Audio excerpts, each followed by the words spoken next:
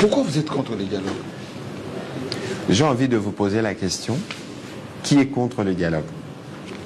Félix Tshisekedi, Patrick Mouyaya, ils disent, nous on fera le dialogue que à notre initiative, avec les gens que nous on va valider, avec les thématiques que nous on va... Petit rappel, parce que vous ne nous faites pas dire ce qu'on n'a pas dit. Petit rappel. Oui. Les linges sales, les linges sales pour les laver, qu'est-ce qu'on fait? On les sort, n'est-ce pas? Oui. Lorsqu'on sortira les linges sales, oui. Le premier linge qu'on devra nettoyer, c'est lequel? C'est l'agression. Et ils vont dire la mauvaise gouvernance.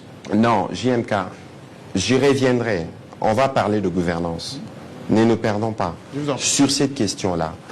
Vous ne pouvez pas vous présenter comme un mouvement. En fait, en réalité, c'est un mouvement. Non, c'est un mouvement. Il y a un mouvement qu'on.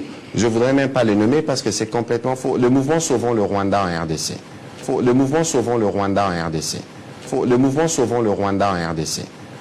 Je prends cette caricature, oui, parce que c'est ça la réalité. Pas seulement les Mais relisez, s'il vous plaît, JMK. Relisez tous les communiqués. En commençant par le président honoraire, jusqu'au dernier membre du mouvement Sauvons le Rwanda en RDC.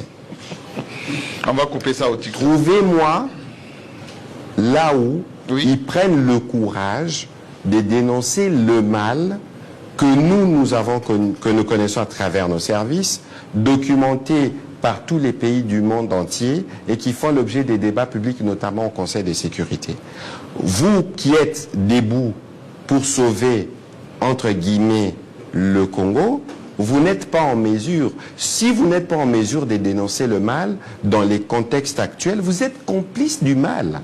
Disons les choses clairement. Je vous parlais tout à l'heure des traîtres, parce qu'il y a toujours des traîtres qui sont à l'ouvrage. Et nous connaissons les sorts de traîtres, parce que les aventures rwandaises au Congo ne commencent pas aujourd'hui. Et on a vu le sort qui leur a été successivement réservé. Et donc, de quoi on parle? Alors, s'il y a des gens qui tiennent vraiment... C'est une menace. Non, il n'y a aucune menace. S'il y a des gens qui tiennent... Les conclusions sont forcément fausses. Donc, j'ai même pas envie que vous me dites ce que les autres ont dit, parce qu'ils partent sur un postulat qui est faux. Demandez-leur, c'est quoi leur opinion par rapport à la présence de centaines de milliers de Congolais qui n'ont rien demandé dans ces cas au Burundi. Posez-leur la question. Parce que vous avez le devoir de sécuriser les Congolais par l'armée. Posez-leur la question. Vous n'avez pas pu sécuriser les Congolais. Vous voulez qu'on reparle de l'armée? Vous voulez qu'on fasse... Parce que le conflit que nous connaissons aujourd'hui, JMK, vous et moi, nous avons le privilège d'être passés par le collège de hautes études de stratégie et de défense CHESD. Dites-moi, vous voulez vraiment qu'on parle des défis que nous avons au sein de cette armée? Vous voulez qu'on reparle de brassage et de mixage? Vous voulez qu'on situe les responsabilités des uns et des autres? Ça ne va pas nous avancer.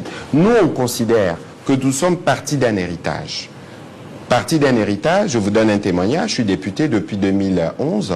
Depuis 2012, on a commencé à parler de la loi de programmation militaire. Elle est devenue effective 10 ans plus tard et c'est le président Tshisekedi.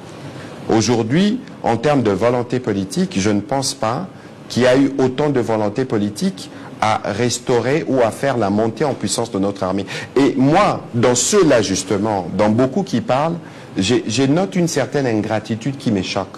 Jean-Marie Kassamba, nos militaires méritent une reconnaissance. Mais nos militaires, j'en arrive aussi que c'est vous qui avez clochardé nos militaires. J'en arrive, attention. Vous n'avez pas donné des moyens. Attention.